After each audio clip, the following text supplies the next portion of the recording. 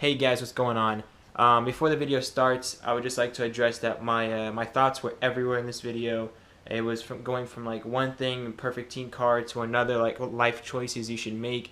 I'm basically talking about how the car that you get is going to determine your actions and your choices as you move on in life.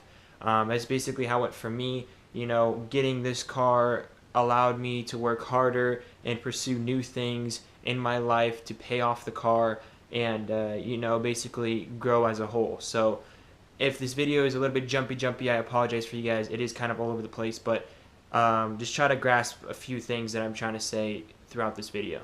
Alright, let's just get right into it. Hey guys, welcome back to my channel. Today I have a really nice video for y'all. Talking about the perfect teen car. Okay, as you know, now this is coming from an enthusiast standpoint. I am basically talking for somebody who actually cares about sports cars. Now, I'm assuming that everyone that watches my channel is into sports cars and stuff like that. And if those of you who are saying, oh, a Prius, a Corolla, or a Honda Civic is a perfect teen car, then this is not the video you should be watching. This is more for an enthusiast standpoint. Let's just get straight to the point. What I believe is the best teen, like the perfect teen car, is basically a car that they can barely afford. Now this sounds kind of weird. You might be asking yourself, why am I trying to encourage people to encourage teens to buy cars they can barely afford? Now this video isn't like in specific to a particular car, but in my opinion it's the E90, because I wanted this car since I was a boy. Showed you guys from my last video. This is a car I wanted since I was a kid, and I know if I get it, I'm gonna do whatever it takes to take care of it. Now it teaches you responsibility. It's like basically getting a cat or a dog. And for example, if you buy a Civic, now I'm not bashing anyone that has a Civic, I'm just saying if you buy a Civic, you are settled with what you have. It's probably paid off cash, you have nothing you owe on it, which means you have no motivation to go any further. You're like, I'm settled, I have a car, do I need another car? No, I'm only 18, 19, I don't need another car.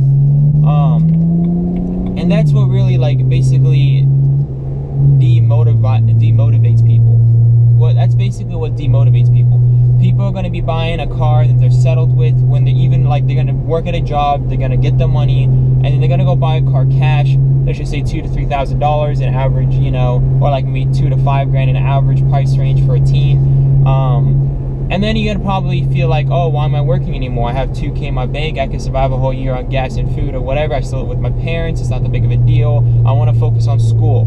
Okay, now you're doing all these decisions. You feel like you're going the right direction, and you are going the right direction for a typical person. You are following basically a path everyone follows. Now, when getting a car that's a little bit out of your price range, at least try to get it to where you don't have to finance it.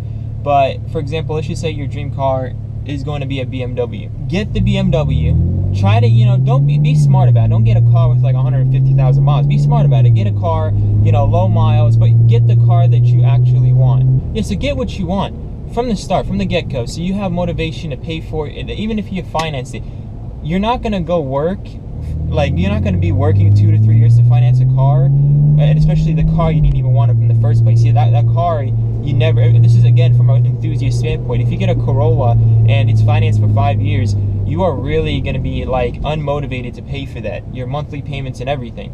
But if you get a BMW or whatever the car that you wanted, I mean, I'm just saying BMW E90 because my channel revolves around that. I'm assuming you guys love E90s. Now, if you get this car and you finance it, I'm sure you're going to be working your hardest to make sure it is taken care of, it is paid for. And what I'm basically trying to say, guys, from the get-go is buy something that you can afford, that you love, and that will push you to do better. For example, this car, I'm having a little bit of problems with repairs. Now, I'm not feeling this is a setback. This is more of something that's going to be pushing me to work harder. I like how a cop just looked at me right there. I'm pushing myself every single day to make sure I continue YouTube, because this is really what I want to do. I make sure I work even harder at work so I don't lose the job that's primarily giving my main income to afford my cars, all my equipment for YouTube, and taking care of myself. Summing it all up, buy what you want. Don't let anybody change your mind on the car that you want. If you wanted a Prius since you were a kid, get a Prius. I'm not saying don't get a Prius, but get what you want from the get-go. And if it's something that you feel like it's going to be a struggle, But make sure you have a job. Make sure you have a source of income. I actually should have brought this up. You need to have some source of income before buying a car.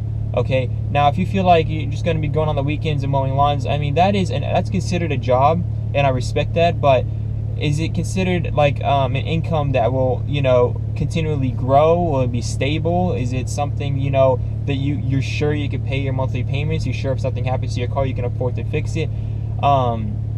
Make sure you have some source of income, and then work for other incomes, and basically grow your name, grow yourself. YouTube is honestly, it is a secondary income for me, and